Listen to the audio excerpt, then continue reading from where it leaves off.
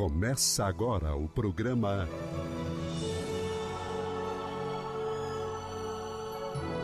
O Livro dos Espíritos em Nossa Vida.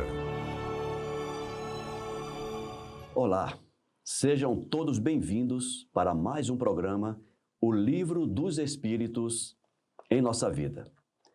No programa de hoje vamos dar continuidade ao estudo das leis morais que constam no livro terceiro de O Livro dos Espíritos, e neste programa, especificamente, estamos estudando ainda o conhecimento da lei natural. Na semana passada, nós paramos na questão 625. Hoje, obviamente, vamos continuar a partir da questão 626. Mas antes, quero convidar para o nosso bate-papo o nosso amigo Alcir Almeida. Seja bem-vindo, Almeida. Obrigado, Ricardo Honório. Obrigado a cada um de vocês. É muita alegria estar compartilhando esse estudo com cada um de vocês. E, se vocês gostaram, deixem um like. Não gostaram, deixem um dislike. Registrem o que vocês não gostaram para que a gente possa melhorar o nosso programa.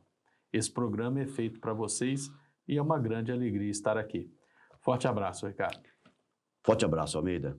E aproveitando, já que você pediu para os nossos ouvintes deixarem os seus likes, Isso. Mais do que isso, divulguem, compartilhem nas suas mídias, manda para os seus parentes, familiares, amigos.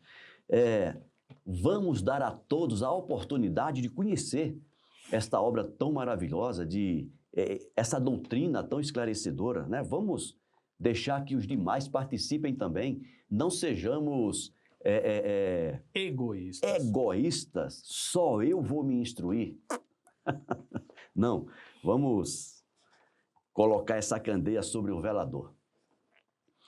Almeida, na questão 626, o Kardec fez a seguinte pergunta: as leis divinas e naturais não foram reveladas aos homens senão por Jesus? Antes delas não tinham conhecimento senão por intuição? Então, o Kardec quer saber se Jesus é a única fonte, o único que trouxe, que revelou as leis natural para a humanidade, se antes dele não tinha nada, era só por intuição? Bom, em programas anteriores, a gente já teve a oportunidade de conversar sobre a consciência.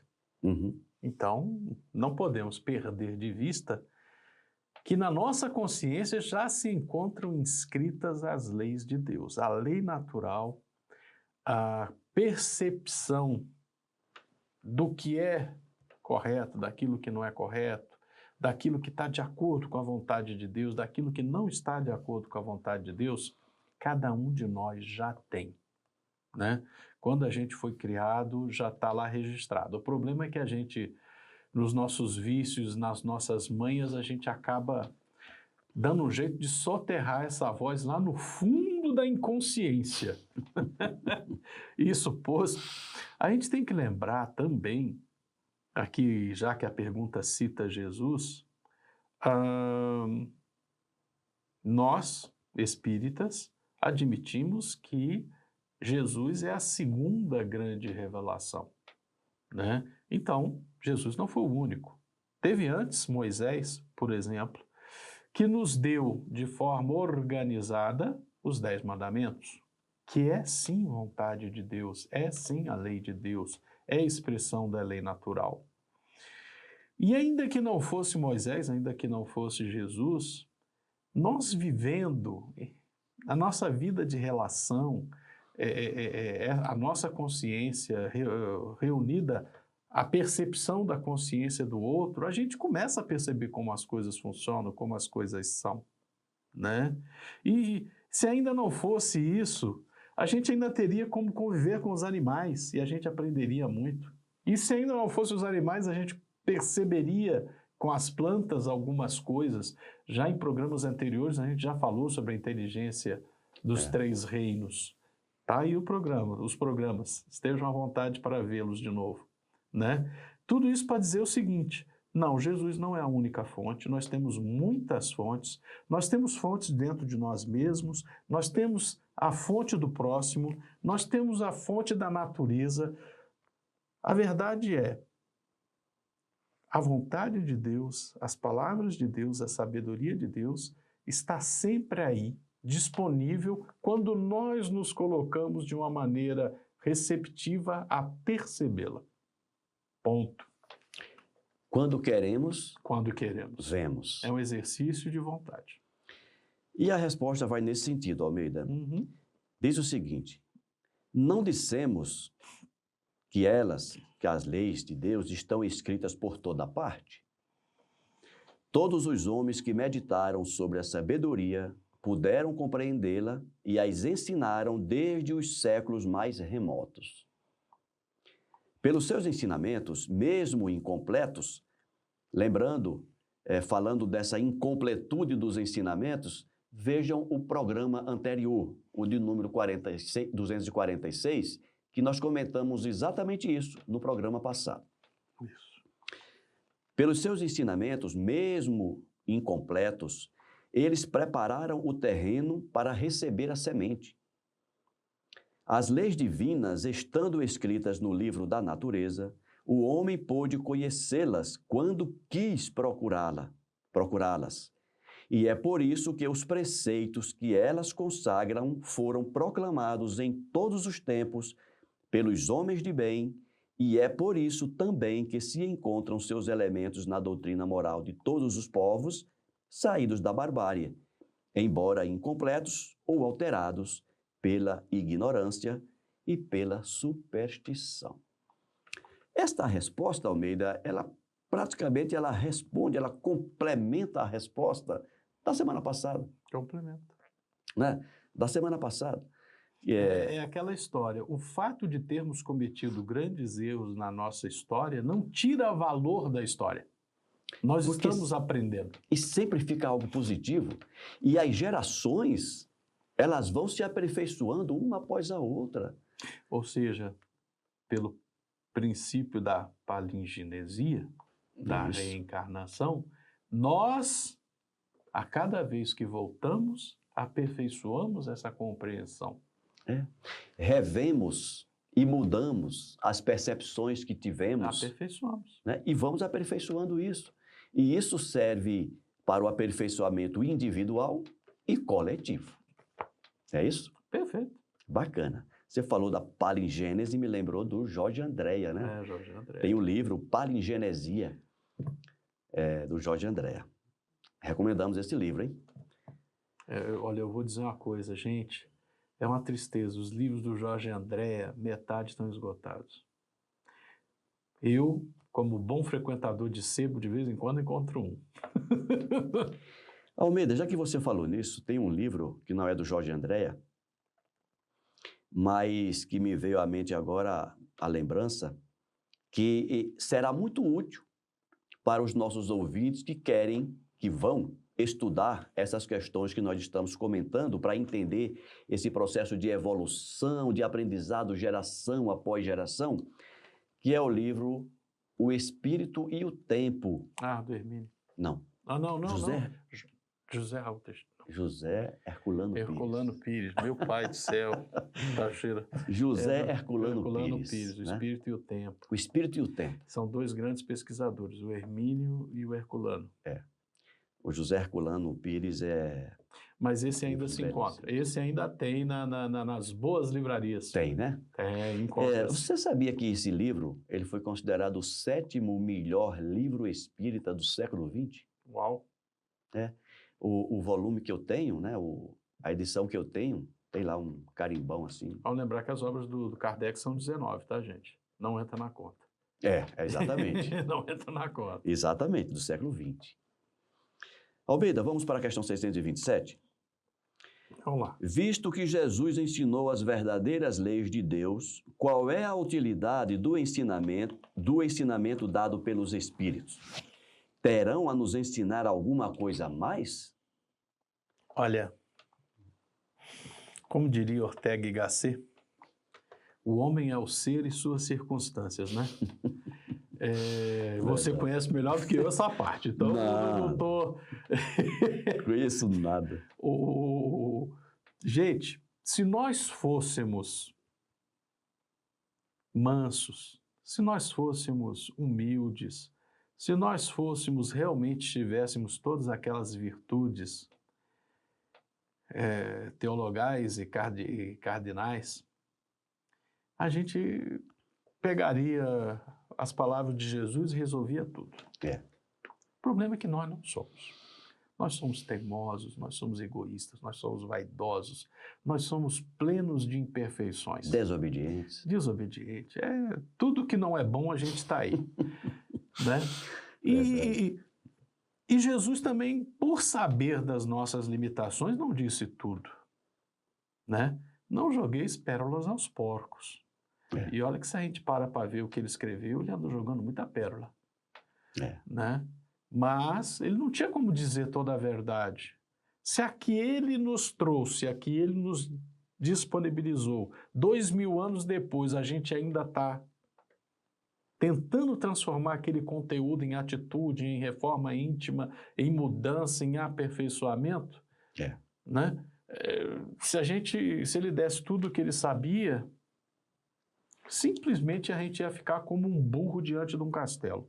A gente não ia saber sair do lugar. E o pior, Almeida, pare aí no seu raciocínio. E o pior, luz demais cega.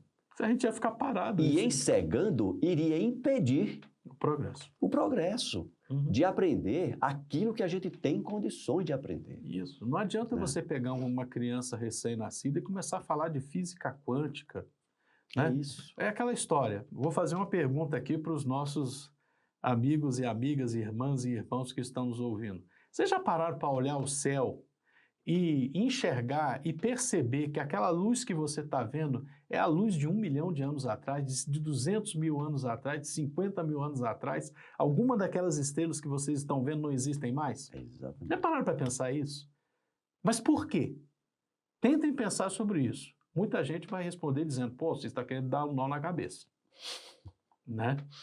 Porque a gente está vendo uma realidade que não existe mais, já existiu em algum momento do contínuo espaço-tempo. Mas não existe mais. Muita coisa daquilo que a gente vê no céu não existe. Aqui, quando a gente olha para o céu e vê a constelação do Cruzeiro do Sul, a gente só enxerga um cruzeiro porque a gente está no planeta Terra. Se você sair daqui e andar, como diz o outro, talvez se a gente sair daqui e ir para Plutão, você já não enxerga mais o cruzeiro. Porque as posições relativas já mudaram o suficiente para não enxergar uma cruz ali. Né? Então, respondendo objetivamente a pergunta, visto que Jesus ensinou, para que tem os espíritos? Para acompanhar a nossa estupidez. Relembrar, resgatar, complementar naquilo que Jesus não tinha condições. Gente, às vezes eu sempre lembro esse exemplo porque eu julgo ele da maior importância e explica muita coisa. Por que Moisés disse que lavar as mãos era uma ordem de Deus? Para fazer as crianças lavarem as mãos, crianças que com a mesma mão que estavam enfiando na sujeira, pegavam um pão e comia. Sem perceber que a sujeira que estava no chão estava entrando pela boca junto com o pão. E morria antes de completar 3 décadas. Por infecções, etc. Né? Então é aquela coisa. A obra não... O Espírito mais perfeito que já veio à Terra, já falamos semana passada que é Jesus, tinha a capacidade de nos ensinar muito mais e ensinou muita coisa perfeita. E nós não fomos capazes de aprender tudo. Ainda. Então preciso que o trabalho seja perfeitamente, continuamente aperfeiçoado, continuamente acompanhado e conduzido para que o progresso continue ocorrendo. Não queiramos desejar que Jesus continuasse com a gente dizendo as mesmas coisas. Não. Ele plantou a semente e manda outros trabalhadores para nos relembrar. Não, senão a gente quer botar ele na cruz lá e não tirar, né? Humanidade. Vamos à resposta, Almeida? Vamos lá. A palavra de Jesus era frequentemente alegórica e em parábolas, porque falava segundo os tempos e os lugares. É necessário agora que a verdade seja inteligível para todo mundo. É preciso bem explicar e desenvolver essas leis, visto que há tão pouca gente que as compreende e ainda menos que as pratica. Nossa missão, a dos espíritos, né? É impressionar os olhos e os ouvidos para confundir os orgulhosos e desmascarar os hipócritas. Aqueles que tomam as aparências da virtude e da religião para ocultarem suas torpezas. O ensinamento dos espíritos deve ser claro e inequívoco, a fim de que ninguém possa pretextar ignorância e cada um possa julgá-lo e apreciá-lo com sua razão. Estamos encarregados de preparar o reino do bem anunciado por Jesus. Por isso, não é preciso que cada um interprete a lei de Deus ao capricho de suas paixões, nem falseie o sentido de uma lei toda de amor e de caridade. Então, está aí a resposta para Kardec e para nós todos, da necessidade e da importância Com certeza. dos espíritos virem mastigar as orientações, os ensinamentos que Jesus nos deixou. Cabe mais uma pergunta, Almeida. Então, vamos lá. E essa a gente termina Esse título, aí. esse título, né? De Conhecimento da lei natural. Isso. Questão 628. Por que a verdade não foi sempre colocada ao alcance de todo mundo? E não foi? Mas, comente. Vamos lá. Por que a verdade não foi sempre colocada ao alcance de todo mundo? Essa pergunta é meio complicada. Primeiro, ela tem A verdade sempre foi colocada. Exatamente. A verdade está sempre colocada. Acabamos de falar que a verdade está em todas as coisas. A verdade está na natureza, está nos animais, está nas plantas, está na harmonia com que a vida se manifesta. Para que ela possa se manifestar, ela tem que estar em harmonia, né? Em qualquer experimento, se você deixa uma forma de vida se sobrepor demais às outras, há um desequilíbrio que acaba destruindo aquela espécie de forma a restaurar o equilíbrio. Por exemplo, né? E a verdade para nós. Você tem um exemplo maravilhoso, né? A luz. Se a luz for de menos, todo mundo continua cego, não enxerga nada. Se a luz for de mais, ofusca. Cada um de nós está num patamar evolutivo diferente. Nós não somos iguais. Essa afirmação de que nós somos todos iguais, ela é incompleta, para dizer o mínimo. Nós não somos iguais. Cada um de nós tem a sua característica, tem a sua forma de ser. Ela é única. E mesmo para cada um de nós, cada uma das personas que nós assumimos em cada uma das nossas encarnações é uma persona diferente. O conjunto dessas personas é que começa a nos dar os meios para nós nos aperfeiçoarmos e sermos cada vez mais próximos daquele ideal de perfectibilidade que o Pai para nós quer. Então a verdade é colocada na medida das nossas capacidades, né? Não adianta você pegar uma criança recém-nascida e servir um churrasco. Não vai funcionar, né? Ah, não, eu corto um pedacinho e boto um pedacinho de carne na boca daquele bebê. Você vai matar essa criança, né? Tem um alimento próprio para a criança recém-nascida. Nós que já passamos dos 50, né? Não adianta vir oferecendo certas coisas que só é agradável para a juventude, que não vai funcionar com a gente também. Não mais. Não funciona. Tudo isso para dizer o seguinte: tudo tem sua medida certa, tem o seu momento certo, tem a forma de ser apresentada certa, né? E essa multiplicidade de necessidades e de oportunidades é que explica que nós continuamos precisando dos espíritos para continuarem nos iluminando os caminhos. E por que a verdade é apresentada de tantas formas diferentes, em tantas vezes diferentes para que a gente possa absorvê-la. Eu acho que está bom por aí. Tá certo. Eu vou ler a resposta, que a resposta é bem longa Isso. e o nosso tempo está Rugindo. rugindo. Vou repetir a pergunta. Por que a verdade não foi sempre colocada ao alcance de todo mundo? Resposta.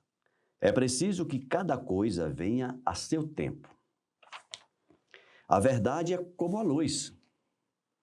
É preciso nos habituar a ela pouco a pouco, de outra forma, ela nos deslumbra.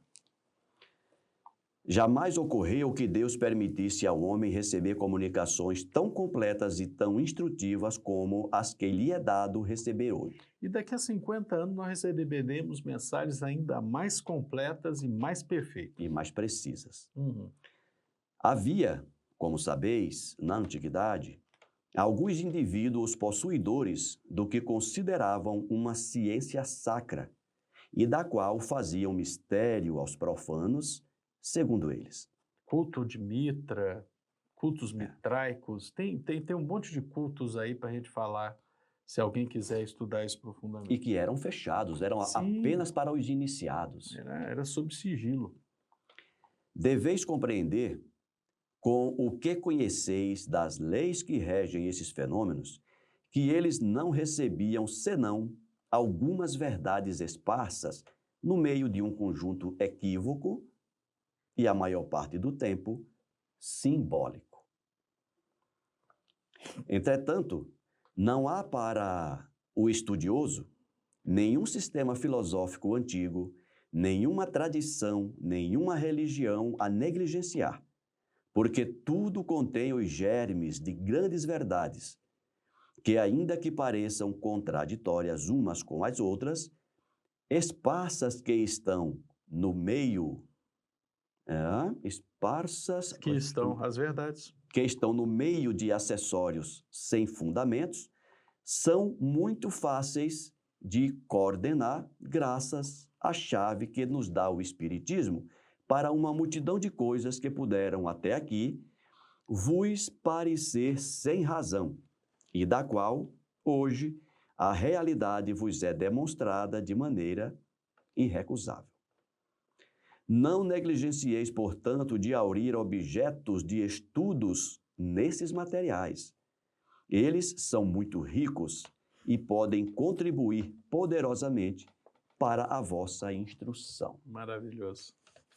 Ótimo essa resposta para aqueles que dizem assim, não, isso aqui já está desatualizado, eu quero informação nova.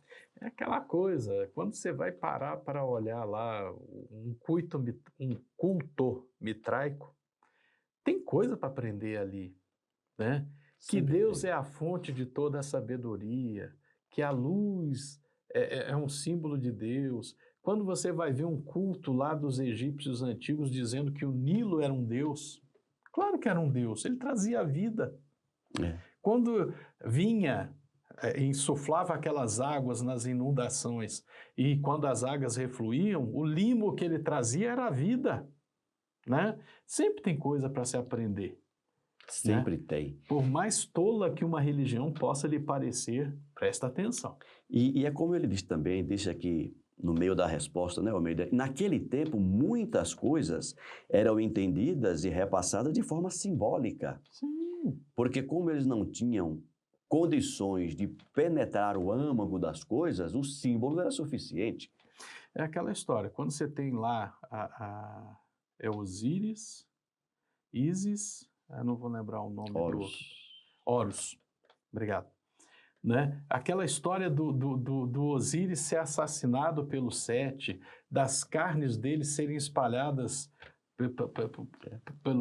pelo planeta, mas o filho dele vem, ressurge e traz as carnes para recompor o corpo.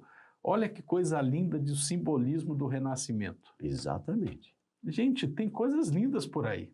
É só a gente saber ler. É verdade, né? É verdade. Almeida, nós estamos a pouco mais de 2 minutos do nosso tempo. Você quer iniciar um outro Não, tema? Eu acho que vai ficar quebrado, né? Vai ficar quebrado. Vai ficar quebrado. Então nós vamos ficando por aqui, Almeida. Nós encerramos o estudo das leis, do conhecimento da lei natural. E na próxima semana, no próximo programa, nós iniciaremos o estudo do bem e do mal. Vamos começar a falar questões morais. Que definição se pode dar da lei moral? Semana que vem você comenta sobre isso. Vamos ficando por aqui. Almeida, mais uma vez, muito obrigado pela companhia. Muito obrigado pela companhia de todos. Nos veremos na próxima semana, sempre às terças-feiras, às 19 horas, teremos à disposição de todos um programa novo. Lembrando que este é um projeto da Comunhão Espírita de Brasília. Eu e o Almeida estamos, neste momento, à frente deste trabalho e a nossa satisfação é de poder oferecer a você, que já é um estudioso antigo da doutrina espírita, ou você que está chegando agora para o espiritismo, essa oportunidade de conhecer um pouco desta obra que é basilar da doutrina espírita. O Livro dos Espíritos. É um livro composto de 1019 questões, publicado em 1857, a primeira edição, dia 18 de abril de 1857, o primeiro livro que foi feito, elaborado pelo Allan Kardec. Depois desta obra vieram mais 4, compondo o chamado Pentateuco Espírita. Além desse Pentateuco, nós podemos estudar também o livro O que é o Espiritismo, também do Allan Kardec, e toda a série da revista E obras póstumas. Espírita. Obras póstumas, é verdade, ainda tem obras póstumas. Ainda tem obras póstumas. É verdade. Então, isso aqui é apenas uma degustação de espiritismo. E já que você falou no Pentateuco, a gente tem que citar os 5, né?